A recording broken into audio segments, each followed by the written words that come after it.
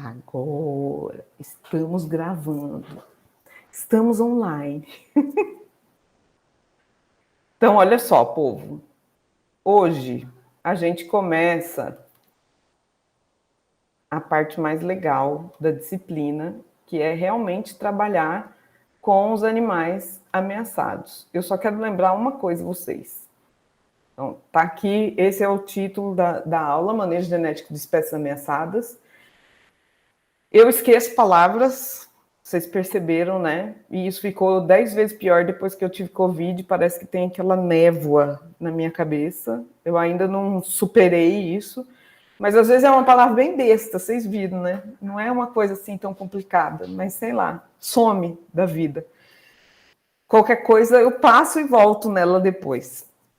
Primeira coisa que a gente tem que lembrar, quando a gente fala de manejo genético de espécies ameaçadas, a gente está falando das espécies... Não quer passar.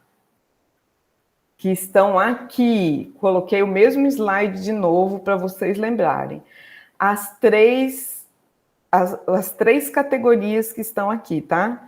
Essas espécies ameaçadas, elas têm que estar dentro dessas 3 categorias. A gente ainda tirou essas daqui, tá? Não vamos falar sobre nenhuma delas, da extinta na natureza, extinta e nem regionalmente extinta. Só estamos falando dessas, criticamente em perigo e vulnerável. O resto delas, a gente provavelmente não faz, a não ser que tenha um porquê, o manejo em cativeiro ou fora do cativeiro. A gente só vai fazer manejo delas se tiver uma justificativa muito plausível para poder fazer esse tipo de manejo. Mas a maioria das vezes o manejo é feito sempre com espécies que estão dentro desses 3 critérios que estão aí, das 3 categorias, na verdade. Então, eu selecionei vários exemplos para mostrar para vocês como é feito esse tipo de manejo. Tem exemplos que são brasileiros, tem exemplos que não são brasileiros e assim vai. Muitos deles não são brasileiros. Hoje o Fabinho não está aqui para me avisar o que vocês estão escrevendo, tá? É mais fácil vocês falarem para mim. Cadê? Professora, eu estava olhando aqui. Na Califórnia. Uhum. Imaginei. E da Califórnia é depois da gente, então. Na verdade, agora acho que são 6h18 lá. Então Então provavelmente vai começar mais ou menos na hora do almoço aqui. Uhum. Ótimo. Assim a gente não tem que acordar de madrugada. Então, olha só, gente, começando. Eu resolvi pegar um exemplo de planta, né? Já que a gente quase não fala de planta, mas essa é uma das espécies super, hiper ameaçadas no Brasil. Para quem é do sul, já deve ter visto alguma vez. Esse é o pinheiro do Paraná, conhecido, né, como pinheiro do Paraná, mas é a araucária. Tá aí uma fotinha bem pequenininha, mas a gente já vai ver ele. Hoje em dia, está categorizado como criticamente ameaçado, sendo que a última vez que foi acessado foi em 2011, faz tempo, hein? Pode ser que tenha mudado? Pode. É provável? Não. Tem uma mudança nele. Quando a gente acessa, faz o acesso, categoriza e tem alguma mudança pequena, só muda aqui, ó, na citação. Vocês vão ver que às vezes está lá, o último acesso foi 2011, mas a citação sai como 2013. Até a do Boto eu acho que mudou agora. O último acesso foi 2018, mas tem... Não foi do Boto, foi de uma espécie de golfinho da Índia. Então, o último acesso foi 2018, mas teve uma mudança em 2020. E aí a gente acaba citando 2020. Então, são pouquíssimas mudanças que aparecem, mas a gente tem que colocar a citação de 2020, ou, no caso aqui da araucária, 2013. Em 1900, antigamente, isso muito antigamente mesmo, tá? Porque eu, quando era criança, não cheguei a ver isso aí. Isso era uma mata de araucária. A mata de araucária, ela faz parte do bioma da Mata Atlântica, é um segmento, né? É contínuo. A Mata Atlântica se desenvolve até chegar na Mata de Araucária, que é mais oeste, e era isso que a gente via. Era praticamente só araucária. A gente vê elas aí tanto aqui para frente, quanto lá para trás, nos morros ali atrás, só araucária saindo dali. Mas hoje em dia não é isso que a gente vê. A gente vê uma ou outra araucária assim, pipocando no meio de um pasto, no meio de um pedacinho de mata desse tamanho. Não existe mais. Então, eu coloquei aqui o mapa para vocês verem. Essa parte verdinha mais clara seria o bioma da Mata Atlântica, tá? E isso aqui, esse mapa é antigo, eu não consegui descobrir a data, porque tá aqui, ó, minúscula. Eu não consigo ver, mas deve ser 2000 e alguma coisa. Essa aqui seria a região de onde era a área de ocorrência natural de araucária. Existe ocorrência em outros estados, mas vocês podem ver que é pontuado, olha, tem aqui um pedacinho em São Paulo, aqui em Minas, então tem pedacinhos em diversos estados aí, a gente consegue ver sim a araucária, mas desse jeito, um pinguinho aqui, outro pinguinho aqui, e assim vai. O que acontece, se vocês olharem aqui, ó, em 1890, isso aqui era a área de araucária no estado do Paraná. Era maravilhoso, era isso que vocês estão vendo aí na foto, era só araucária. Em 1950, ou 1930, primeiro aqui embaixo, a gente já conseguia ver que Curitiba é mais ou menos aqui, tá, gente? Que é a capital do estado. Então dá para ver que parece que a partir de Curitiba foi tendo o desmatamento em direção ao oeste ali, né? E a partir daí o desmatamento continuou. Então, olha, eu moro mais ou menos por aqui, ó, no norte do Paraná. A gente quase não vê araucária em Londrina. Não existe mais. É muito difícil. Quando eu vejo, eu acho a coisa mais linda desse mundo. Tiro milhões de fotos. Mas a gente quase não vê. Essa região do norte do Paraná, a araucária é uma coisa assim rara. E isso aqui já era em 1950. 1990, olha isso. Olha o que sobrou da mata de araucária. É isso. São buraquinhos, pedacinhos, na verdade, da antiga distribuição que sobraram aí de mata de araucária. Então, vocês conseguem imaginar como é que está a diversidade genética dessa espécie hoje em dia? Com esse desmatamento que ocorreu? É absurdo o desmatamento, sobrou pouquíssimo. Isso aqui que vocês estão vendo, na verdade, esse verdinho maior que sobrou aqui, é a área da Mata Atlântica, mas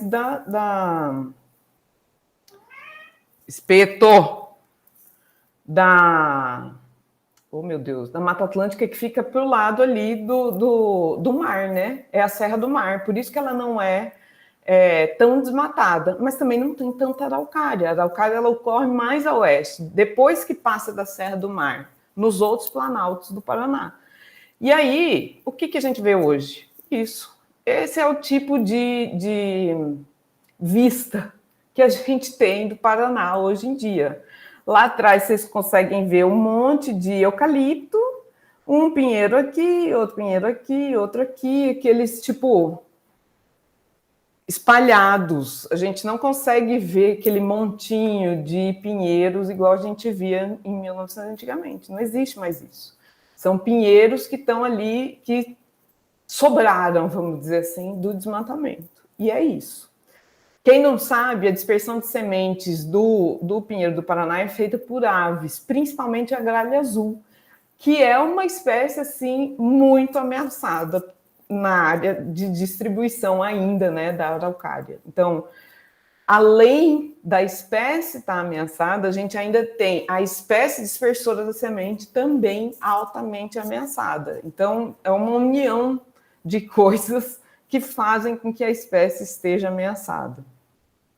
E aí, existe esse trabalho de 2008. Ele trabalhou com várias populações de pinheiro do Paraná, apesar de ser chamado de pinheiro do Paraná, é porque a distribuição maior dele era no Paraná, ele foi descoberto também no Paraná, mas ele ocorre sim em Santa Catarina, Rio Grande do Sul, São Paulo, chega até Minas Gerais. E aí, essas pessoas, elas trabalharam com diferentes populações. Vocês conseguem ver aqui no mapinha, bem feinho esse mapa, inclusive, tem algumas populações, e aí tanto de populações naturais como de plantações, que eles já estavam tentando aumentar o tamanho das populações. E aí eles testaram tanto microsatélite quanto a AFLP. Tem gente que eu acho que nunca ouviu falar, né, em AFLP? Pois é um marcador antigo, coitado, mas ele servia para alguma coisa sim. A gente conseguia ver, não o número de alelos, que é o caso dos microsatélites, mas a gente conseguia, né, testar FST e assim vai. Pelo menos para a gente ver, por exemplo, aqui, ó, o PPL seria a porcentagem de losses polimórficos. Pelo menos isso a gente conseguia ver com a FLP. Mas ele não é tão... se a gente quisesse usar depois, por exemplo, foi feito esse trabalho. Normalmente a FLP a gente tem que usar todas as amostras juntas, fez o AFLP, funcionou, beleza. Se você pegar depois de um tempo, igual isso aí foi feito em 2008, hoje quer usar o AFLP, mudou todas as condições do laboratório uma hora dessa. Mudou a máquina, mudou a temperatura, mudou a pessoa que está fazendo, mudou tudo. Isso indica que provavelmente a gente vai ter mudança também nos resultados. Não é os primers que são utilizados, eles não são tão conservados. E aí, qualquer mudança que a gente faz no protocolo faz desaparecer alguns alelos, ou aparecer alguns alelos, porque os primers não são conservados. Então, esse é o problema de usar a FLP. Muito bem, por isso que a gente não usa mais. Nessa época, em 2008, ainda dava para usar. Ok. O que a gente via aqui? Aqui está a população natural e aqui as plantações que foram feitas baseadas em sementes coletadas. Ótimo. E aqui tem número de alelos. O que é o AR mesmo? Vamos olhar aqui. É a riqueza alélica em cada um dos loci. O H que vocês estão vendo aqui é a diversidade gênica. E o F, que está aqui, é o coeficiente de endogamia. Vocês podem ver aqui que varia dependendo da população. Lembra que cada sigla dessa é uma população. Algumas são altas, outras são baixas, e no total a gente tem até que um coeficiente de endogamia um pouquinho grande. Daí que alguém entrou.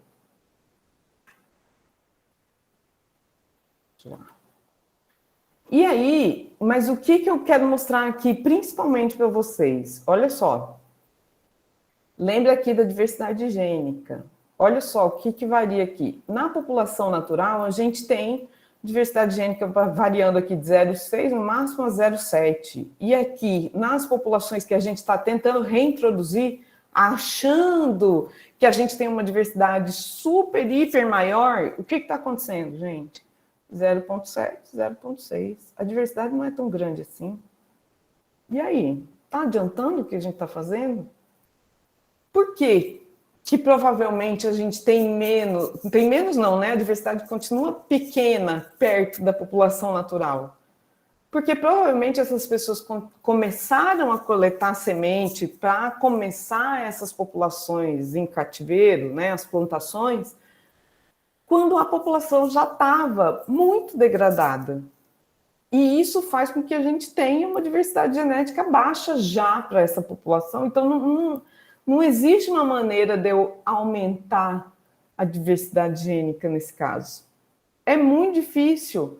A gente está, mesmo pegando de locais separados, olha só, a gente está trabalhando nos dois, né? No Paraná, em Santa Catarina, no Rio Grande do Sul, no caso das plantações, a gente não tem plantação no Rio Grande do Sul, só em Santa Catarina e Paraná, mas provavelmente essas sementes que a gente está usando aqui para constituir essas novas populações são de populações que estão altamente degradadas. É muito provável que isso, mesmo a gente fazendo esse esforço, a gente não vai conseguir chegar no nível de diversidade genética que existia antes do desmatamento. Então, o certo seria, não é possível, porque quando que começou o desmatamento? Olha só, a maior parte do desmatamento começou em 1930 já. Nessa época a gente nem sabia o que era genética. Como é que a gente ia começar a coletar semente já e guardar? Não tinha essa possibilidade. Então, mesmo que lá em 1950 alguém tivesse, né, um insight, vamos começar a guardar aqui uns pinhões, para quem sabe um dia, né, começar a plantar, não ia adiantar, porque olha só como já estava desmatado, a não ser essa área aqui do oeste do Paraná, né? Oh, meu Deus, aqui, oeste do Paraná. Então, às vezes a população ela já está tão degradada que não tem mais como a gente restaurar isso. Então, agora, o que a gente tem que fazer para restaurar essa população de Pinheiro do Paraná? Torcer para que não aconteça nada e que a gente não dizime essa população. Porque com o que a gente tem de variabilidade genética dentro dessa população é muito baixo. É muito pouco. E mesmo eu querendo trazer pinhão no caso é a semente, tá? Para quem nunca viu, quem não é do sul, a gente come o pinhão. Não adianta eu trazer o pinhão de Minas Gerais para cá, pro Paraná e querer plantar, ou pegar o do Rio Grande do Sul e levar para Minas Gerais. Antigamente era tudo uma população pamítica, muito provavelmente, porque a gente está tendo o quê? Uma diversidade basicamente igual. Número de alelos, riqueza alélica também, ó.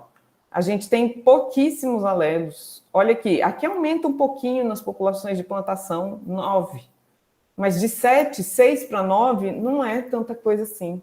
E usando o quê? Provavelmente eles devem ter pego, eu não lembro, porque faz um tempo que eu já li esse artigo, eles devem ter pego números iguais de cada população para fazer esses testes, tanto com microsatélite quanto com a FLP.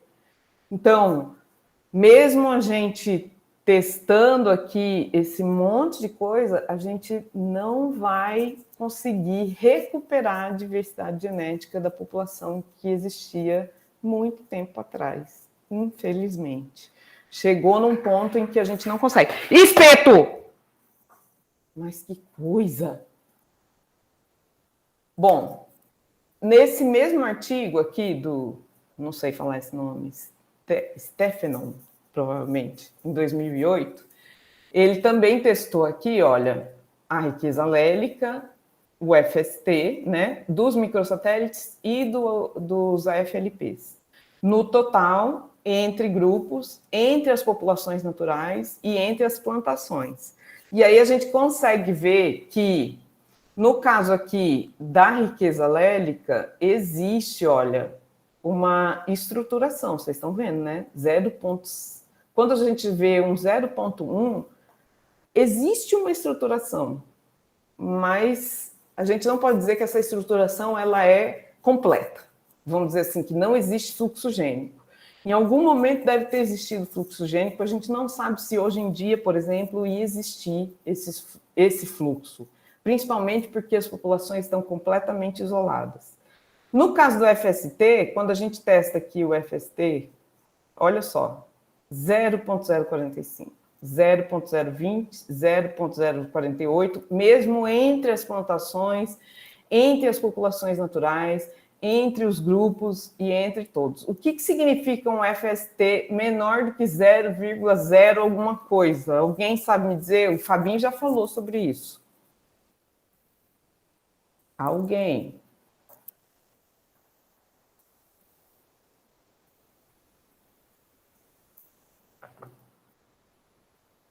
Gente, só eu que estou dando aula sozinha? Alguém? Tá, o Ed respondeu aqui. Eu não consigo ver, Ed, o Fabinho não está aqui. Vocês têm que falar. Sem estrutura, exatamente. O que acontece? Por que a gente está vendo que não existe estrutura, mesmo tendo esse monte de só pedacinhos da distribuição? Vocês conseguem me dizer por que a gente está vendo isso? Só tem fragmentos. A gente tem lá a distribuição total e a gente tem um pontinho aqui que tem um tantinho de pinheiro, outro tantinho ali, outro tantinho lá, que são essas populações. Por que a gente não está vendo estrutura, mesmo tendo só esses microfragmentos de pinheiro ao longo da distribuição? O certo não seria a gente ter estrutura? Se fosse um animal, por exemplo, né? E são resquícios de uma única população, então elas guardam essa carga genética dessa população que era ampla e aí se reduziu. E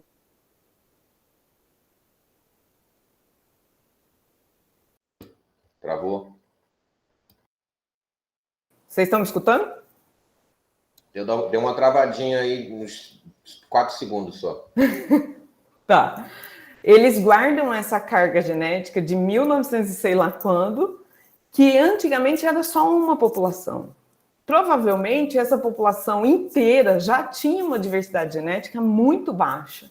E mesmo agora com o desmatamento desse nível, eles continuam com essa diversidade genética baixa. Deve ter diminuído, óbvio, mas mesmo assim eles continuam sem estruturação baseada nisso. E tem outra, a gente tem que lembrar quem é o dispersor de semente, que foi isso que eu falei no início.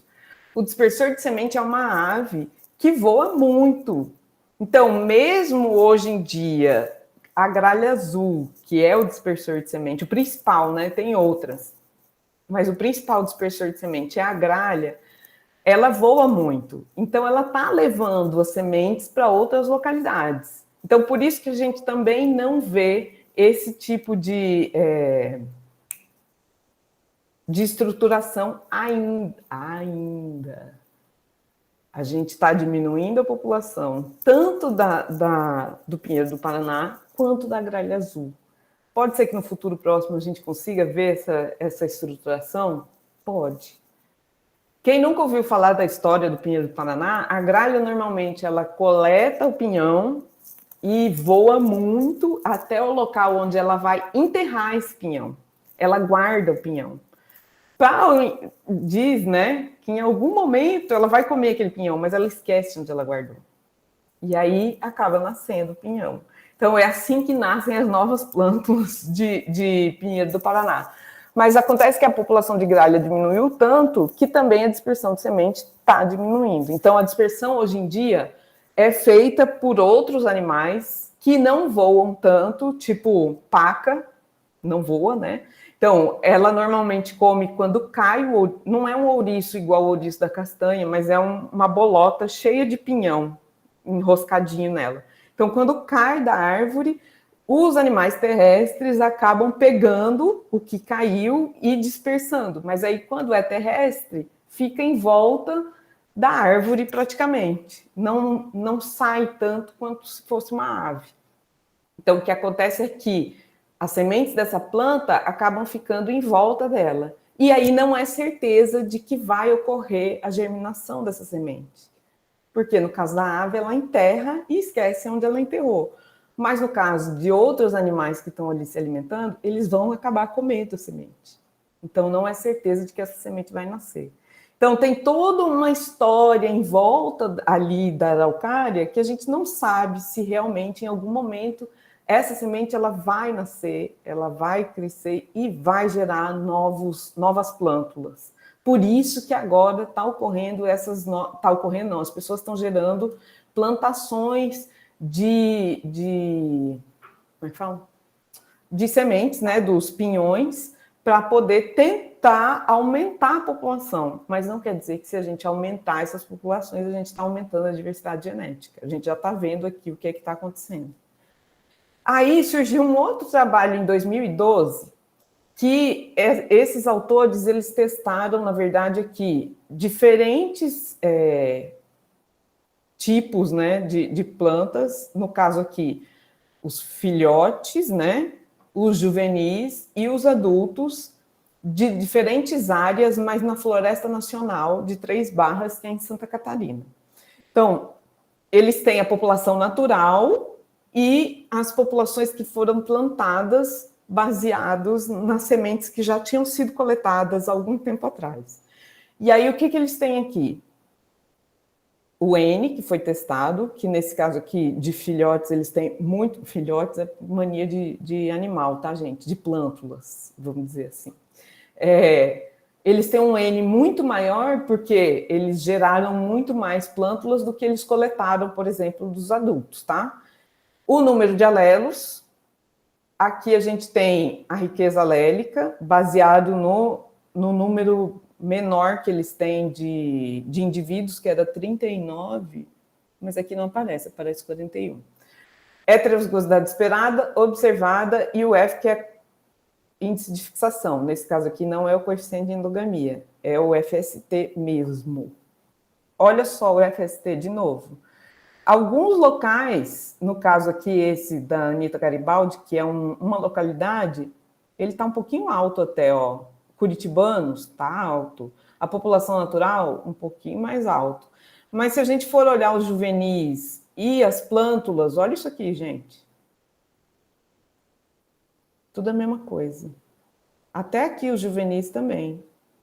Quase, a não ser aqui a Anitta Garibaldi, a gente tem uma mini estruturação, mas o resto... O que indica isso? Nesse caso aqui, porque a gente está avaliando o quê? Os adultos, os juvenis e as plântulas. Mesmo eu sem saber nada sobre planta, vocês, tem gente aí que sabe mais de planta do que eu, o que indica eu estar observando aqui, por exemplo, nessas plântulas, um FST de 0? Deixa eu ver se alguém está escrevendo. Não. Imaginem aí, FST de 0, gente. 0. Tudo bem que é numa população só, mas tem outras. A da Anitta Garibaldi também, 0,03. E da população natural, então, menos 0,03.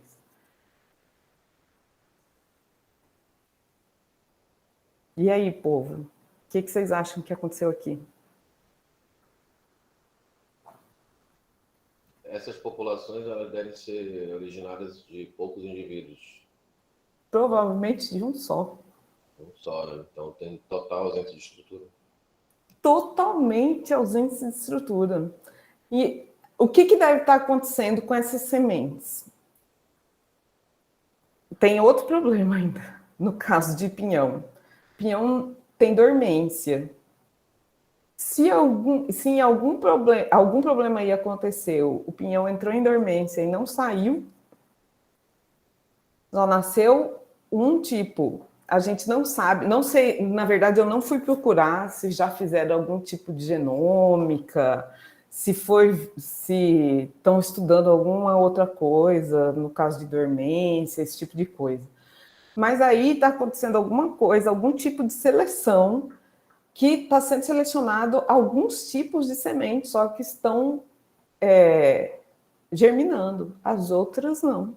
E provavelmente essas que estão germinando são dos mesmos indivíduos. E por isso que a gente não tem estrutura nenhuma. É tudo 0, veio do mesmo indivíduo. Dos mesmos, né? Pode ser. Então, isso é outra coisa que a gente tem que prestar atenção. Se a gente está fazendo uma análise genética para tentar inserir novos indivíduos numa localidade ou em outras localidades, a gente tem que fazer a análise genética desses indivíduos antes de botar eles lá na população. Por quê? Porque eu posso estar colocando o mesmo indivíduo, sem nem saber. Eu fui lá, coletei a semente e ainda estou colocando ali os mesmos genótipos. Vai adiantar para mim alguma coisa? Eu estou aumentando a diversidade genética dessa população? É difícil, no caso da araucária, a gente querer aumentar. Vocês viram que a gente já não tem diversidade nesse caso.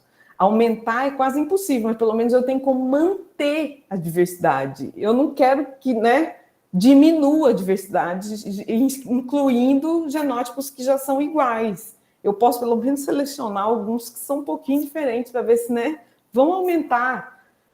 Então, eu tenho que fazer essa seleção direito, colocar eles lá, ver o que vai germinar. Depois de germinar, ainda fazer a genética. Com que dinheiro, né, gente? Ultimamente.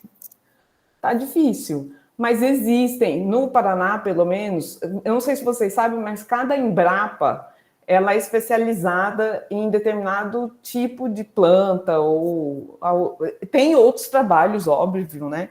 Mas cada Embrapa, ela é especializada em determinadas plantas. Lá em Londrina, por exemplo, é Embrapa soja. Mas lá perto de Curitiba, eu sei que tem Embrapa araucária. Exatamente por causa disso. Porque a gente precisa dar um jeito... Embrapa de Brasília é café. Tem outras que são café também, mas eu não lembro quais são. Antigamente, Londrina também era café. mas agora não tem plantação de café mais em Londrina. Londrina era conhecida como a cidade do café, agora não é mais.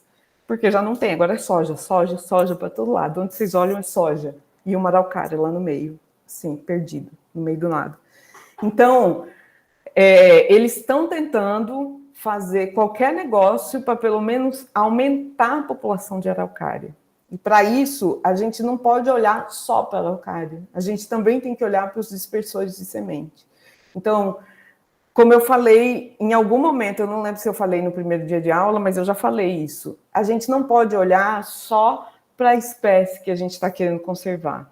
A gente tem que lembrar que ela tem muita coisa em volta dela. Tem muita coisa que a gente tem que olhar. Eu não posso querer conservar uma espécie, tá? Ela foi desmatada, no caso aqui da araucária. Nessa localidade, eu vou enfiar um monte agora ali. Quem vai me dizer que não, as mesmas pessoas, não as mesmas pessoas, né? Porque já foi muito tempo. Mas se ela já foi desmatada ali, por que ela não vai ser de novo? Por que as novas populações humanas que moram ali não vão querer arrancar de novo essas araucárias para fazer, sei lá, outra coisa?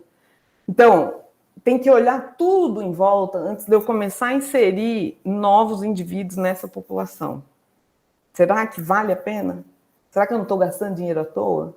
E aí, nesse caso, a gente tem exemplos de animais que são mais visíveis do que planta, de gente que já quis inserir os mesmos animais que já foram extintos em determinada época nessas populações e aconteceram problemas de novo.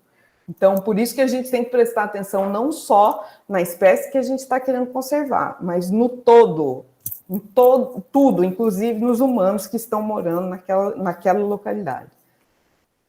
Espera aí, porque eu saí daqui. Tá, e aí eu entro nesse exemplo aqui, que não é brasileiro, né? Mas é um dos que está há muito tempo já tentando fazer manejo e até que funciona para algumas espécies. Por que algumas espécies? Quem não conhece, esse bichinho lindo aí é o kiwi. Esse kiwi peludo aí, de bico. E ele chama kiwi justamente por causa da fruta, tá, gente? Não é o contrário, não é a fruta que chama kiwi por causa do bicho. E aí, o que acontece?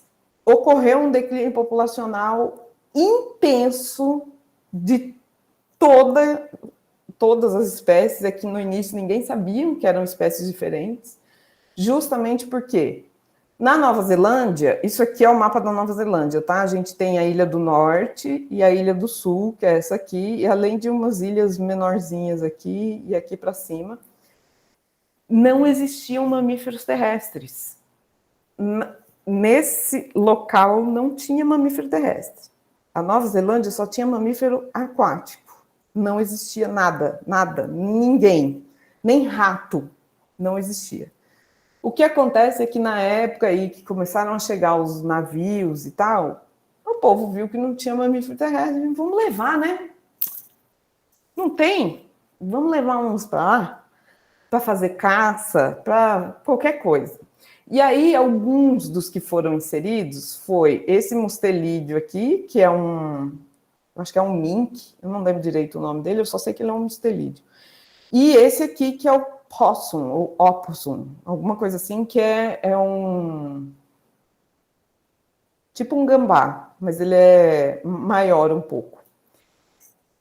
Que são os dois maiores predadores de kiwi. Eles comem os ovos, além de comer os animais pequenos. Então, começaram a prestar atenção de que as populações de kiwi começaram a diminuir. Então, isso aqui é em 1800, não, é 1500, acho, 70, 1590, 1810, alguma coisa assim. Eu não consigo enxergar. Não, 1870, 1890, e assim vai.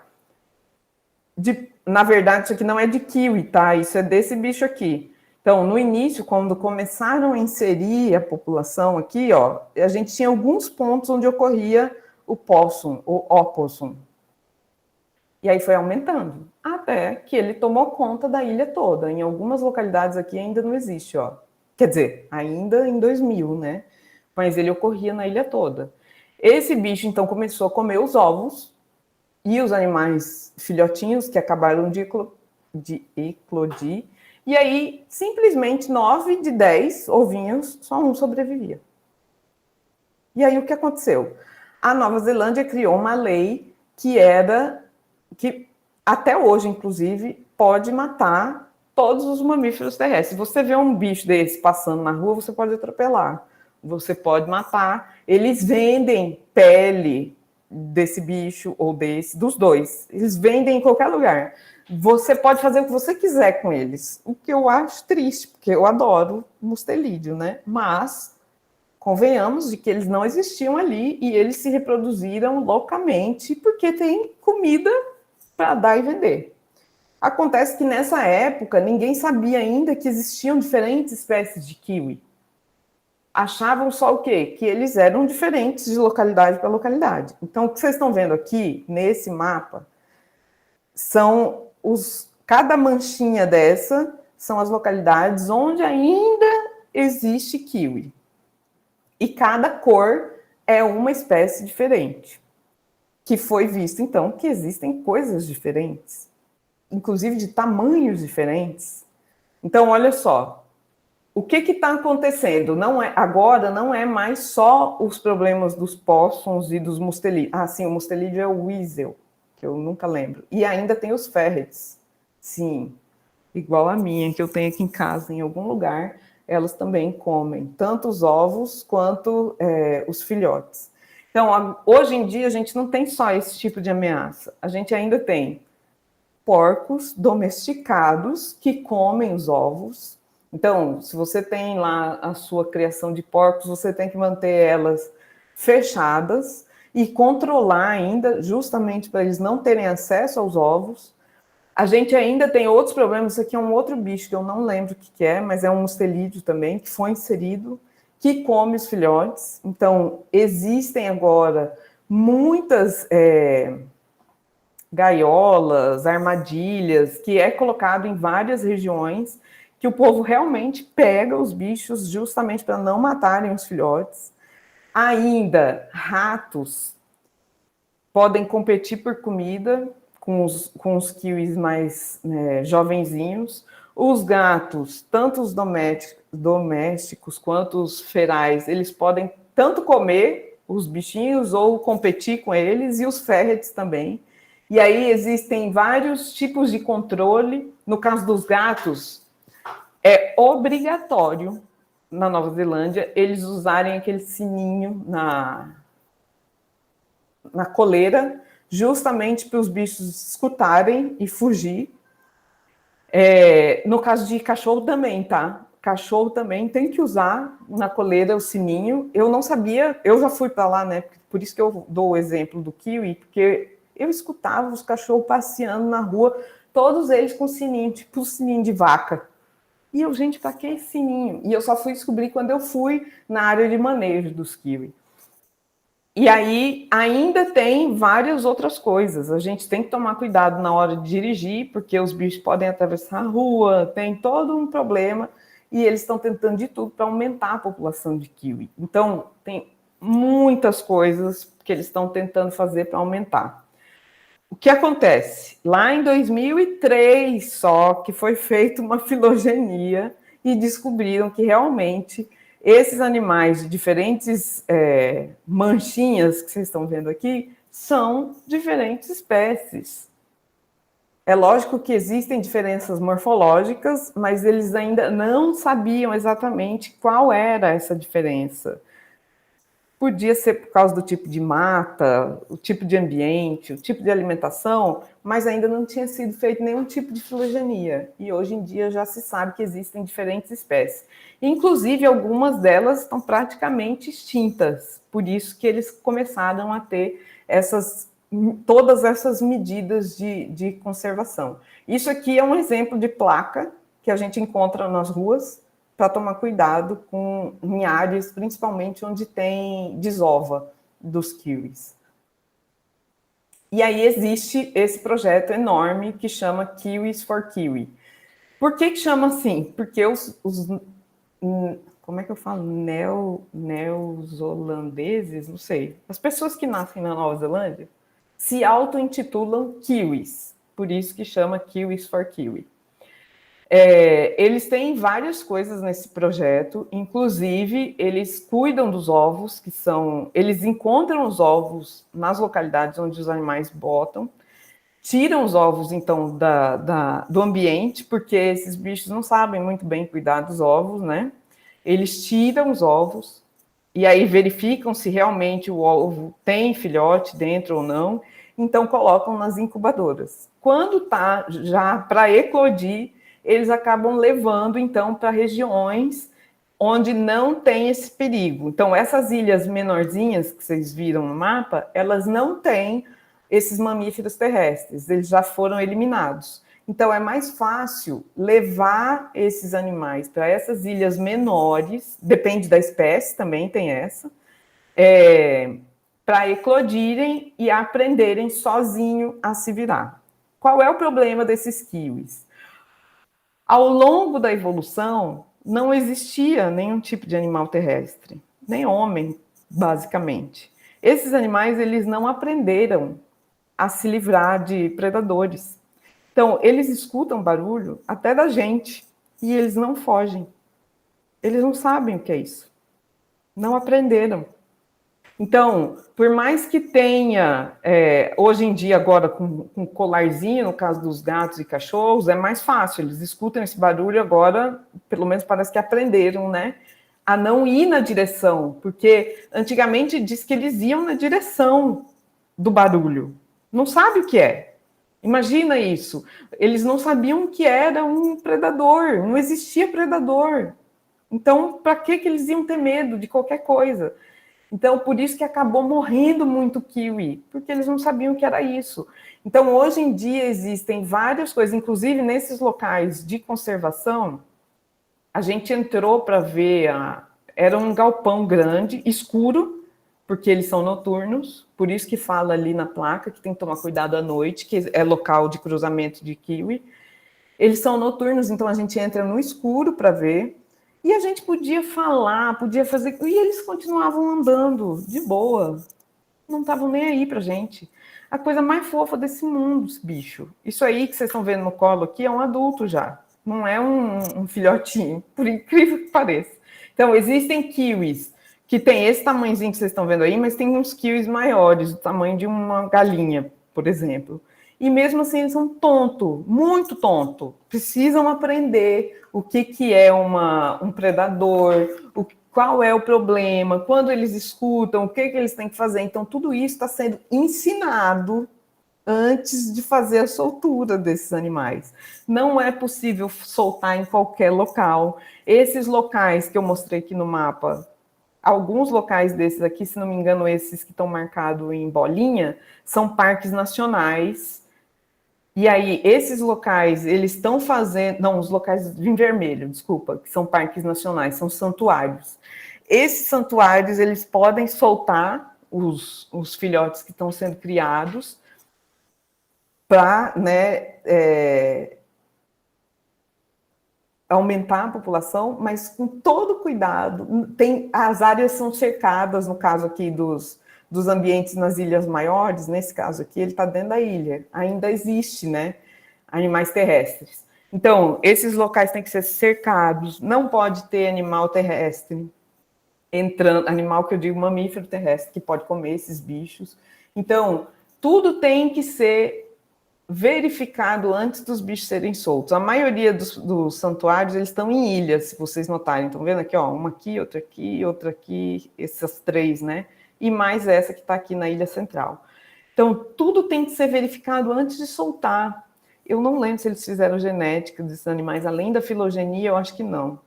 Mas agora, tem algumas espécies, peguei essa notícia recente, é do ano passado, na verdade, que 2 espécies não estão mais ameaçadas devido a esses cuidados todos que estão sendo feitos nos projetos de kiwi. Justamente aumentando a população. Eu não sei, não tenho certeza se foi feito genética populacional, não fui atrás, na verdade. O que foi feito aqui, no caso desses dois, ó, eles cuidaram dos ovos durante 30 anos de projeto de conservação. Os ovos foram cuidados, foram devolvidos nesses locais, teve controle de predadores e, principalmente, ajuda da comunidade para cuidar desses kiwis e não deixar com que eles morram logo nas primeiras fases da vida. Então, não é simplesmente, eu quero conservar essa espécie. Tem que ter toda uma equipe cuidando disso. Eu tenho que cuidar dos ovos, eu tenho que cuidar da população. A população tem que entender o porquê que a gente está conservando a espécie. Não é só porque é uma fofofauna, porque a maioria, e eu costumo dizer isso, né?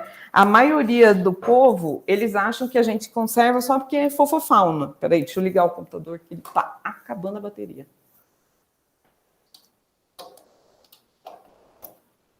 A maioria das pessoas acha que a gente escolhe o bicho, esse aqui é fofofauna, vamos conservar. Não é assim que funciona. A gente tem que lembrar que existe toda uma cadeia, né? E essa cadeia depende desse animal que a gente pegou. Não importa se é no caso do Jonas aí, um escorpião, se é uma cobra, se é um sapo, se é um mamífero, que por acaso é fofofauna. Não importa. Eles têm que ser conservados. Toda a cadeia tem que ser conservada. E se a gente tira essa cadeia toda se desestabiliza. Se desestabiliza, a gente está tendo outros problemas. Se eu descarto uma espécie, provavelmente, em algum momento, as outras espécies também vão sofrer com a extinção. Então, a gente tem que pensar também nesse tipo de coisa. Deixa eu só olhar se vocês não falaram nada, porque eu não escuto mais. Não, o último foi o Jonas. Muito bem. Antes da gente decidir o que a gente vai fazer, a gente primeiro tem que fazer diagnóstico de problemas genéticos. O que não foi feito, lembra aqui, no caso dos kiwis, não foi feito. A conservação começou antes da gente saber o que a gente tinha. No caso da araucária, a mesma coisa. A conservação começou antes da gente saber, no caso da genética, o que a gente tinha. Normalmente, antes de começar qualquer tipo de programa de conservação, a gente tem que responder essas 5 questões. A gente tem que entender o que está acontecendo. Então, para eu aplicar manejo genético da população natural, eu tenho que saber qual é o tamanho efetivo dessa população. Será que essa população ela já passou por gargalo significativo no passado? Gargalo de garrafa, nesse caso, né? Será que já teve uma diminuição igual à araucária? Diminuiu drasticamente a variabilidade genética? O que eu faço, gente? Eu tenho que saber disso. Ela perdeu diversidade genética e vem perdendo, ou ela perdeu num ponto significativo, igual aí o gargalo, e aí só manteve desde então. O que aconteceu no histórico dessa população? Será que ela está sofrendo já depressão por endocruzamento? Diminuiu tanto que agora essas populações elas só têm cruzamento com indivíduos relacionados? Será que ela é geneticamente fragmentada? Eu só tenho, então, resquícios. Agora eu tenho um fragmento ali, outro aqui, e aí eu tenho que decidir o que eu vou fazer agora com esses indivíduos que sobraram nos fragmentos. Então, eu deveria ter todas essas 5 questões respondidas. Eu tenho, normalmente? Não. Por isso que a gente tem que seguir com o que a gente tem. Se a gente não consegue responder as 5, vamos responder pelo menos uma. Será que eu tenho diversidade genética suficiente para criar um programa de manejo?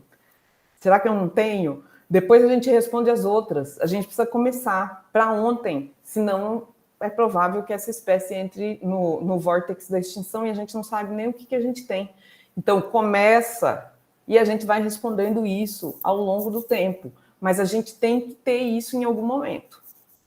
E aí a gente entra nesse exemplo, que é um dos exemplos que tem no livro, e é um dos mais drásticos. Falei do Pinheiro do Paraná, achando que ele era um dos drásticos, mas vocês não viram esse ainda, que é o Pinheiro de Wollemi. Esse também é da mesma família, Araucariaceae. esse está criticamente ameaçado, já foi considerado extinto em algum momento, mas ele foi redescoberto em 1994. Então, antigamente ele era conhecido só por registros fósseis. Ninguém nunca tinha visto esse bicho. Mania de falar em animal, né? Essa planta. Mas, em 94, ele foi redescoberto ali na... Esqueci agora. Tá, mas é na Austrália. Esqueci o nome em português de South Wales. E aí, quando ele foi descoberto, começaram então a fazer análise genética, né? Se em 94 foi descoberto, não sabiam nem que existia, vamos ver qual é a diversidade genética dessa pequeníssima população que existe, e ele não apresentava nenhum tipo de diversidade genética. Então, isso aqui eu catei de um artigo, que é esse aí, o Pickle, em 2003, que no livro não falava nada, só falava disso, que não apresenta diversidade genética. Então, vamos procurar. O que de acha que não apresenta diversidade genética? 0? É isso? Vamos ver. Então, aqui ele comparou o pinheiro de Wollemi, que é esse aqui, Wollemia nobilis, com outros tipos de pinheiros da mesma família, Araucariaceae. Aqui ele não colocou a araucária, não lembro o nome da araucária, mas era araucária alguma coisa, né? Não é esse aqui, não. Não lembro exatamente. Mas tem outras aqui também da mesma família. A gente tem aqui a porcentagem de loss polimórfico e a porcentagem de polimorfismos dentro desses indivíduos. E olha só o que acontece. A gente vê que algumas espécies a gente realmente tem pouquíssima variabilidade, né? Tá aqui. Tem uma aqui que tem uma variabilidade até bem alta. O pinheiro de Wollemi está aqui, realmente 0. Eu fui procurar porque eu queria ter certeza se era 0 mesmo. Quando ele fala que não apresenta diversidade genética, 0. Não tem nenhum locus polimórfico. Isso quer dizer o quê? Que ele é homozigoto para tudo. Ou seja, é lógico que é que ele está fazendo com a FLP, tá, gente? Esse trabalho não é tão antigo assim, dava para ter feito microsatélite, mas para isso ele teria que desenvolver microsatélite para essa espécie, já que eu imagino que mesmo que ele pegasse os microsatélites de outra espécie, quando ele testava nessa e via que não existia polimorfismo, ele devia estar pensando assim, tá dando errado aqui esses microsatélites, né? Vamos usar outro tipo de marcador. Eu imagino que deve ter sido desse jeito. E aí ele testou o FLP. Mas não.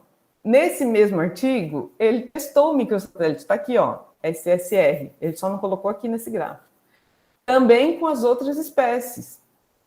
E aí, olha só o que acontece. Número de locos polimórficos com a losima, 0. Número de locos polimórficos com a FLP, 0. Ele separou, tá, em adultos, em plântulas, esse tipo de coisa. Número de locos polimórficos no FLP dos adultos, 0. Aqui de novo, 0. Com SSR, que é os microsatélites, 0. Eu não conseguia acreditar, gente. Por incrível que pareça, não conseguia acreditar. Essa tabela é maior, tá? Tem as outras espécies aqui. Aqui eu cortei só para o pinheiro de Wollemi. Eu fiquei tão indignada porque eu não conseguia acreditar que para todos os marcadores que ele testou, todos são poucos, né? A losima, a FLP e SSR, mas tipo, vários loss, tá aqui, ó, microsatélite foram 20, a FLP 18, a losima 13, e mesmo assim, o N é pouco, né? 12, 10, 16, mas é porque a planta tem poucos indivíduos. 0, tudo 0, certo? Simples assim. O que está sendo feito, então, para tentar recuperar essa espécie? Genética adianta nesse caso? Não. Então, o que eles estão tentando fazer para a recuperação é restrição do acesso às populações, mantendo as localizações em segredo. Então, antigamente, Fabinho está dizendo que ele não está conseguindo nem entrar no link. Não sei por quê. O que está acontecendo? O que aconteceu, na verdade? No passado, eles sabiam que esse pinheiro ele era muito utilizado, as pessoas tiravam o pinheiro de onde ele estava realmente, no ambiente, para levar para casa, porque ele é bonito. Olha aí, ó. E aí, o que eles estão fazendo é restringindo esse acesso justamente para não ter ninguém fazendo esse tipo de coisa. Já tem poucos indivíduos e a diversidade já é pequena. Então, não entra ninguém que não seja autorizado, tá até aqui, ó, permissão de acesso apenas a pessoas com autorização. Primeiro, para não ter retirada de indivíduos dessa população que foi descoberta. E segundo, para que não seja levado até essa população qualquer tipo de doença. Então, aqui está até eu coloquei aqui, ó, implementação de um protocolo de higiene para evitar a introdução de doenças. Como a diversidade da espécie é mínima, essa espécie ela é pouquíssimo resistente a fungo. Se um indivíduo pega algum tipo de fungo, vocês imaginam que pode acontecer de novo, né? Foi-se. Além de que vocês sabem que a Austrália tem um grande problema com fogo, né? Em determinadas épocas do ano.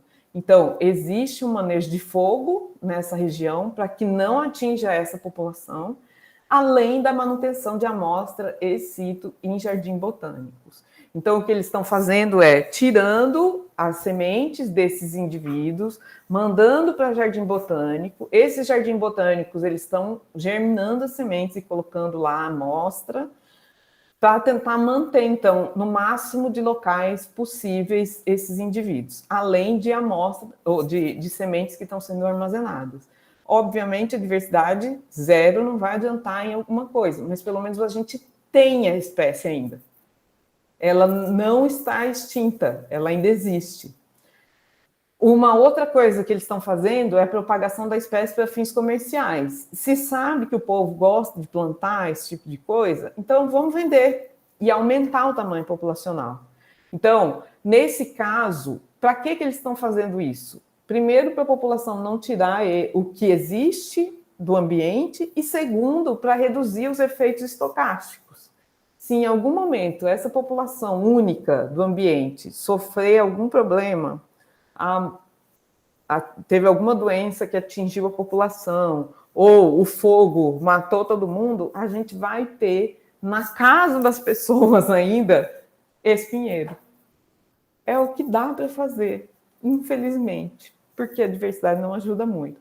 Pode ser que ao longo das gerações aí tenha algum tipo de mutação e gere novos alelos? Pode, mas isso pode demorar muito tempo. Então, o jeito é fazer esse tipo de conservação, que é o mínimo que a gente pode fazer.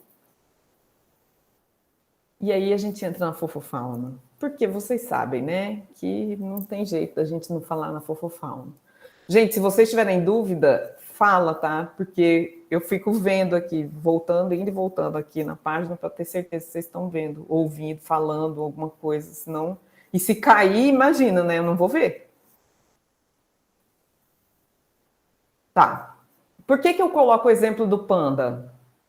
Primeiro porque ele é lindo, eu sou apaixonada de panda. Não, não é por causa disso, não. É porque as populações de panda, hoje em dia, são extremamente fragmentadas. Então, isso aqui é um mapa da distribuição de pandas. Vocês estão vendo que isso aqui, essas manchinhas aqui, são os resquícios de... Até aqui tem uma manchinha. Isso aqui é um mapa, tá? É que foi colocado junto aqui os disquinhos aí de marcadores. Esses pontos verdes aí são os restantes dos fragmentos de floresta de bambu. É só isso que existe agora. Pense que isso aqui é o mapa da China, aqui embaixo, e isso que vocês estão vendo é esse quadradinho aqui. Sobrou só isso aí. É isso. É onde o panda pode sobreviver ainda, por incrível que pareça. Então, hoje em dia, fui olhar de novo, porque todo ano eu tenho que atualizar. Eu vou olhar sempre nessa página aqui que vocês estão vendo, do pandasinternational.org. Hoje em dia existem na natureza 1.864 pandas. E no cativeiro, mais ou menos 400 pandas. Existem em várias cidades da China, na verdade, cativeiros que cuidam dos pandas, inclusive de filhotes abandonados ou porque simplesmente as mães pandas não sabem muito bem cuidar dos filhotes. E aí tem muita gente que fala assim, gente, pra que conservar panda, né? Panda só come bambu. Qual é, né? O que tem em panda? Só porque ele é fufofauna, a gente vai conservar panda? Não é, tipo, qual é a cadeia, nesse caso aqui, onde o panda está envolvido? Bambu, panda, panda, bambu. É isso. E bambu está acabando. E aí? Não tem predador, a não ser o homem, né? Porque vocês sabem que o chinês adora matar panda para tirar a vesícula biliar, não sei se vocês sabem, mas tem gente que usa o conteúdo da vesícula de panda como medicamento. É por isso que teve tanta mortandade de panda em determinada época na China. Ainda hoje em dia, se deixar, né, se não cuidar muito bem deles, o pessoal mata panda para tirar a vesícula. Então, é isso. Panda, hoje em dia, só serve para comer bambu, coitado. Mas é isso, infelizmente. Não tem predador, ele não preda ninguém, é isso. É o único da família Ursidae que não é carnívoro, porque ele come bambu, por incrível que pareça. Sim, eu ia falar aqui dos mitocondrial, esqueci. Esse primeiro trabalho, em 2001, eles fizeram 2 marcadores. Aqui, esse aqui é a região controle do DNA mitocondrial, e aí eles usaram RFLP também. Como é que eles observaram, na verdade? Então, aqui a gente tem populações diferentes, tá? Qinlin tá marcado no outro, deixa eu olhar. Ah, não, tá aqui. Qinlin é essa população que está bem isolada aqui, ó. Existia antigamente ligação entre todos esses fragmentos, tá? Mas hoje em dia é só fragmento. Então, Qinlin é essa aqui. Minshan é essa daqui, do meio, e Qionglei é essa daqui. No outro trabalho, eles fizeram de todas, tá? Então, vamos já ver a diferença entre os dois. O que foi visto? Por incrível que pareça, aqui em Qinlin, eles tinham vários haplótipos de DNA mitocondrial. Um N de 14, e a gente vê aqui 1, 2, 3, 4, 5, 6, 7, 8, 9, 10 haplótipos. Muito legal. Com RFLP, um N de 10, já viram que existia só 2 tipos de genótipos aqui. É isso. No caso de Minshan, diminui aqui a variabilidade no caso da região controle, e com RFLP, então, nem se fala. Mas nesse caso aqui, eles usaram só um N de 1. Eu acho que o resto não funcionou, né? E no último, que é esse fragmento aqui de baixo, a região controle também estava relativamente boa a diversidade, e o RFLP também tinha genótipos diferentes. Esse foi o primeiro trabalho que foi feito de genética dessas populações que não são de cativeiro. Ótimo. Aí, esse outro trabalho, que é de 2007, eles já conseguiram amostras dos outros fragmentos. É o mesmo mapa, tá, gente? Só que aqui é do outro artigo. E aí eles conseguiram coletar de mais indivíduos de cada um desses fragmentos, até dos fragmentos menores de cada parque, nesse caso. Então, aqui a gente tem as montanhas de Qinlin, de novo, aqui de Minshan, elas são separadas por rio, estão vendo, né? Aqui de Qionglei, e por último, aqui a gente tem 2 fragmentos, esse e esse aqui, que estão aqui, ó. Os 2 pequenininhos estão aqui embaixo. Então, começa de cima, esse para baixo, como se fosse um rio. Imaginem aí, que é o que a gente faz quando a gente trabalha com um animal de rio. Então, o que a gente consegue ver aqui? Isso aqui são marcadores microsatélites, essa análise. Para quem nunca viu, acho que o Fabinho já explicou, eu lembro dele ter mostrado isso. Cada barrinha dessa, isso é a análise do structure, cada barrinha dessa é um indivíduo. E a gente consegue, então, detectar quantos grupos biológicos existem dentro de todas as populações que a gente está vendo aqui. A gente separou as populações, que é o normal que a gente faz, por localidade, mas a gente só consegue realmente ver o que é população diferente depois que a gente faz a análise do structure. E o que é população diferente aqui? Qinlin é completamente diferente. Se a gente voltar aqui, ó, no DNA mitocondrial, a gente até Não tem. Não tem haplótipos iguais, ó. A gente já via pelos haplótipos que não existia. Aqui tem um A, aqui tem um A, aqui tem o B, tem o I aqui, tem um ou outro que sobra, que ocorre nas outras populações. Mas quando a gente olha o DNA nuclear, essa população... Ai, que susto! Essa população aqui é completamente diferente. Espera lá, para quem nunca viu. Vem cá! Vem aqui, que nós vamos falar de você na próxima aula. Tcharam! Na próxima aula nós vamos falar de você, tá? Ah lá. Fala, eu tô velhinha, cheia de câncer, mas eu apareço de vez em quando. Meu Deus, que fofo! Tá aqui, ela aparece de vez em quando. Tá morrendo de câncer, mas né, fazer o quê? Na próxima aula só eu falo sobre ferret. Olha só, voltando aqui no panda, é só porque ela apareceu.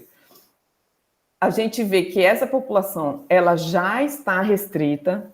Não sei há quanto tempo, eu não lembro, porque eu não lembro se nesse artigo fala disso, de quanto tempo faz que eles estão separados, os fragmentos estão separados, mas essa população de Kinlin não tem fluxo gênico, basicamente, com as outras populações. Tem esse indivíduo que está aqui, ó, que é um pouco mais da metade do genoma dele é dessa população aqui, que eu não sei como, né? Porque as populações aqui, ó, do verdinho estão aonde? Aqui embaixo. Pode ser um indivíduo que foi reintroduzido? Pode. Não sei. Quem sabe, na verdade, é o povo aí, né, que fez o trabalho. Se a gente for olhar o resto, existe uma separação? Existe. Essa população aqui de Minshan tá aqui, ó. Ela é basicamente toda roxa. Existe ainda fluxo gênico entre as outras populações e ela? Existe um resquício também, ó. A gente tem parte do azul, alguns pedacinhos de verde, mas ela também está restrita ali já. Em algum momento esse fluxo gênico acabou e ela agora está quase que completamente estruturada. E aí as populações mais abaixo, que são essa aqui, que é essa maior parte aqui, e essas duas aqui de baixo, a gente tem ainda uma diferenciação. Por quê? Esse aqui, a população de Kim, eu acho que é Kyonglei, eu ia falar Kinlin de novo. Essa população, ela ainda tem fluxo gênico com as outras. Pode ser que agora não tenha mais, porque aqui agora a gente tem o rio, não tem mais fragmentos que estão ligados entre eles, pode ser que não tenha mais. Mas a gente tem sim um resquício de fluxo gênico, olha só, os indivíduos aqui, com quase que completamente verdes. Isso quer dizer que esses indivíduos provavelmente fazem parte dessa população aqui. Existe esse fluxo gênico, mas em algum momento ele deve ter sido barrado e pode ser que nas próximas gerações a gente não veja mais isso. A mesma coisa aqui, ó, esses roxinhos aqui, provavelmente eles devem ter vindo daqui, ó. Mas nas futuras gerações pode ser que essa população aqui se torne uma população estruturada. Aqui nos últimos, a gente tem uma população diferente, que são os verdes, completamente verdes, mas ainda existem alguns indivíduos, ó, que vieram de outra população. Então, também mostra que existia um fluxo gênico aqui entre essa população e essa última aqui, que é essa. Cadê? É esse aqui. Então, é bem provável que existia essa ligação aqui e só o rio é que era barreira aqui, que não deve ser barreira para um bicho desse tamanho, né? Ele devia atravessar esse rio. Então, a única coisa que a gente consegue tirar aqui de conclusão, como existia esse fluxo gênico entre as outras populações, é que essa população aqui de cima, Kinlin, ela é uma unidade de manejo completamente diferenciada. Lembra da aula do Fabinho? A gente não pode misturar essa população. Por mais que ela seja panda igual às outras, e que muito antigamente devia existir fluxo gênico, hoje em dia ela já é completamente diferenciada. Então, se eu estiver adicionando indivíduos ali que não fazem parte dessa população, eu posso estar mudando a composição genética dessa população. Não sei se já fizeram genômica, se não, se existe algum tipo de adaptação nessa população para essa região, mas agora, pelo menos com o microsatélite, a gente sabe que essa população é diferente. Então, eu não posso, por exemplo, pegar um indivíduo que eu resgatei aqui, por exemplo, em Minchan, resgatei, reabilitei no cativeiro e quiser devolver, em vez de devolver aqui em Quinlim, não posso fazer isso. Ela já é uma população diferenciada. Não posso devolver em local diferente. Eu tenho que devolver no mesmo local. E isso é importante não só para o panda. Isso faz a gente refletir em outros animais que a gente faz isso também. E isso entra aqui, por exemplo, em Manaus. Não sei se vocês sabem, mas aqui existia, agora está um pouco parado.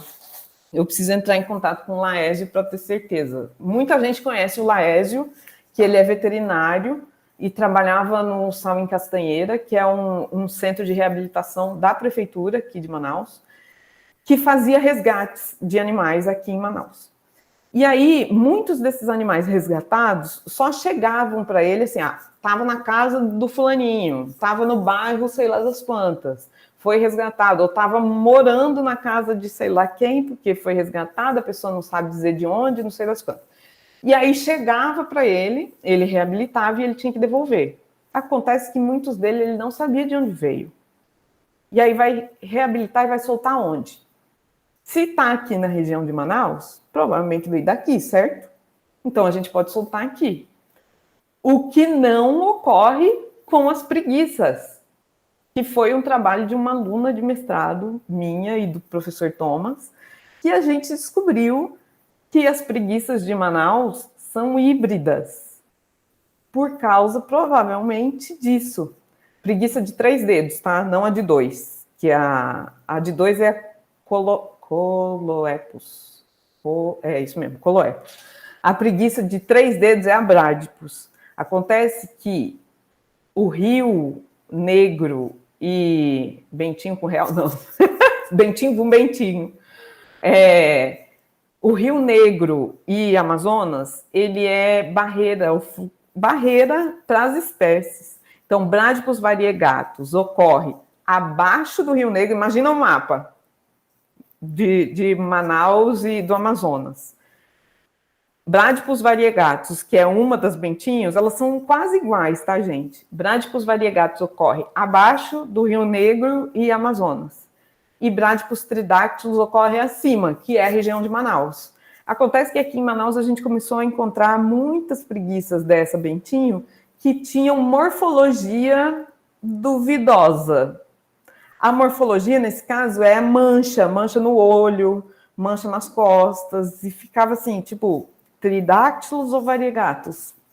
Não sei, não dá para definir. E por acaso a gente fez a genética, mas porque a gente ia trabalhar com genética de populações, não tinha nada a ver com isso.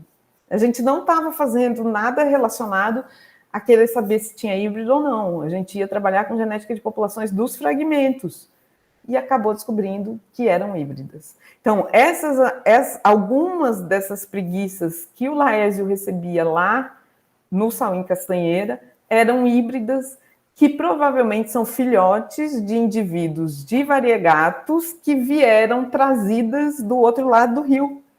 Então, lembra que muitas vezes já teve apreensão de preguiça do outro lado ali, que eu não sei o nome do local ali, mas é um local bem turístico que o povo leva para almoçar, ver Vitória Régia, não sei o quê, que até tiram foto com as preguiças no colo, tem gente que mostra jacaré e faz o povo segurar para tirar foto, eu não lembro exatamente o local, eu lembro que eu fui logo que eu cheguei aqui em Manaus. E ali sempre tem apreensão de gente que está cuidando de filhote de preguiça, de filhote de jacaré, de filhote de tudo que é bicho, até macaco. Quando tem apreensão, o que o povo faz? Traz para Manaus. Acontece que a preguiça que mora lá do outro lado é outra. E provavelmente ela foi reabilitada e solta aqui, em Manaus. É outra espécie. E aí, olha aí, ó, os filhotes, tudinho, de 2 espécies diferentes aqui nos fragmentos de Manaus. Então, a gente descobriu muito por acaso. justamente porque a gente fez a genética. Imagina se a gente não tivesse feito. Por isso que a gente não pode simplesmente fazer assim, vou reabilitar e soltar. Vou soltar onde? Aqui mesmo. Foi pega aqui, vou soltar aqui. A gente não sabe a genética desses bichos, a gente não sabe o que é, a gente não sabe o que a gente está lidando. Tem que saber o que é. E aí gerou, isso foi problemas humanos, tá? Nesse caso não foi problema das preguiças. Eu imagino que elas não atravessavam nem o Negro e nem o Amazonas sozinha, apesar de preguiça nadar bem que só, mas Negro e Amazonas ela não atravessava, tenho certeza absoluta. E a gente só encontra híbrido em Manaus. A gente não encontra o híbrido do outro lado do rio. Lá em Iranduba, por exemplo, não tem híbrido. Então, é bem provável que o fluxo gênico é humano e não da preguiça. Para vocês verem como é que a gente tem que lidar com essas coisas agora. Aí, voltando no panda, tá? Por que a gente tem que fazer esses tipos de programas de conservação no caso do panda? Além dele ser fofofauna? Não, não é isso. Chegou um momento em que a gente tinha pouquíssimos indivíduos de panda. Justamente, o que aconteceu para diminuir a quantidade de panda? Foram duas coisas. Uma foi o habitat, que diminuiu drasticamente. Muitos deles morreram de fome, porque não tinha alimentação. De repente, acabou ali a floresta de bambu, onde aquele panda estava, e ele se viu em um local onde não tinha nenhum tipo de alimentação. E aí acabou morrendo de fome. Ou por causa do que vocês vão ver aqui. Um animal desse não demora tanto para se reproduzir. Apesar de ser um animal enorme, olha o tempo de gestação deles. De 97 a 101 dias. É pouquinho, muito pouco. Mas não sei se vocês já viram, o filhote nasce com 100 gramas. Desse tamanho. Sim, um ratinho. De aproximadamente 15 a 17 centímetros. Esse pedacinho de filhote é um trocito. Tem que ficar com a mãe durante 18 meses. Só que a mãe é muito tontinha. Por isso que está aqui até, baixa taxa de gestação, altos níveis de mortalidade neonatal e taxa de sobrevivência muito baixa. Quem já viu o vídeo de panda, filhote, com a mãe, provavelmente já deve ter visto que a mãe deita em cima. Olha, assim, coisas inacreditáveis. Acho que panda não foi feito para se reproduzir, sinceramente. E o intervalo de nascimento, como vocês viram aqui, filhote fica com a mãe durante 18 meses. Então, o intervalo entre os nascimentos é de 2 anos. Se nascer um, mesmo que esse filhote não vingue, ela só vai se reproduzir daqui 2 anos. Então, demora demais. E sempre nasce um, tá, gente? Por mais que nasça 2, a mãe não consegue cuidar. Se mal ela cuida de um, ela não vai cuidar de 2. Então, por isso que quando nasce 2 em cativeiro, eles já tiram da mãe. Não vai ficar com ela, nunca. No cativeiro, digo, né? Porque no ambiente, provavelmente vai ficar com ela, mas não vai morrer. O tempo de vida estimado desses animais é de 25 a 30 anos. Nesse tempo, ela quase não se reproduz. Então, a mortalidade é sempre muito maior do que a taxa de crescimento da população. Além do habitat que sumiu, eu já tinha falado até do negócio da vesícula. Os chineses adoram usar a vesícula biliar de panda para algum tipo de medicamento. Eu nem sei para que serve, mas tem para vender em farmácias chinesas. Por isso que eu coloquei aqui bem nítido, espécie com baixo potencial de crescimento populacional. A mãe não dá conta, fora que ela não é uma boa mãe. O que eles fizeram, então? Hoje em dia existe 13 reservas de conservação de panda, áreas de conservação, né, que são essas reservas de bambu, que é o único alimento desses animais.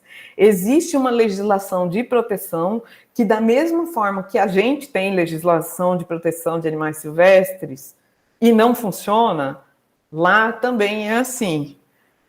Existe a reprodução em cativeiro, isso que vocês estão vendo aí é um berçário de panda, essa figura aqui. Então, esses animaizinhos pequenininhos aí, todos foram retirados da mãe, porque não ia dar conta de cuidar. Resgate de pandas que estão passando fome, sim, porque estava lá morando naquela localidade, de repente sumiu o fragmento de bambu, eles têm que ser resgatados. E treinamento de cientistas que ajudem a monitorar as populações. Eu não sei se vocês já viram isso. Eu não sei se é porque eu que sou louca com panda, mas eu fico vendo vídeo de panda, né? E esses cientistas que monitoram as populações de panda, normalmente eles estão vestidos de panda, com fantasias de panda, para ficar num ambiente natural, olhando os pandas, e eles não se assustarem, por incrível que pareça. Eu acho uó. Já pensou a gente ter que trabalhar com tudo que é bicho eu quero trabalhar com, sei lá, macaco prego. Vou fazer uma fantasia de macaco prego para ir para o campo para ficar olhando os bichos. Olha, eu queria entender o porquê que eles fazem isso, mas, né, tudo bem. Dizem, eu não sei se é realmente isso, dizem que porque o animal é muito dócil, eles não querem que ele acostume com os humanos. Dirigindo com a roupa é ótimo. Imagina a gente ter que ir para campo com todo animal vestido desse animal, porque o animal é dócil e chega perto de humano. Eu não sei se isso é verdade, tá? Mas, por exemplo, com peixe-boi, isso funciona. Eles chegam perto de humano. Imagina eu vestido de peixe-boi, toda vez que eu for olhar um peixe-boi. Eu não consigo imaginar. Olha lá o outro. Vou comprar uma roupa de macaco para ele. Eu não sei se é verdade, tá, gente? Já vi na criação de filhotes. Exatamente. Mas não sei. Eu ainda tenho que pesquisar bastante. Eu já vi nos vídeos, mas eu não sei se é verdade.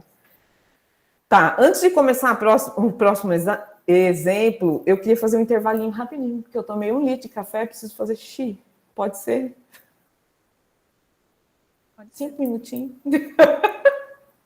A gente já volta, então. Eu paro a gravação ou eu deixo? E aí? Acho que eu vou parar, né? Para ficar pequeno. Espera lá.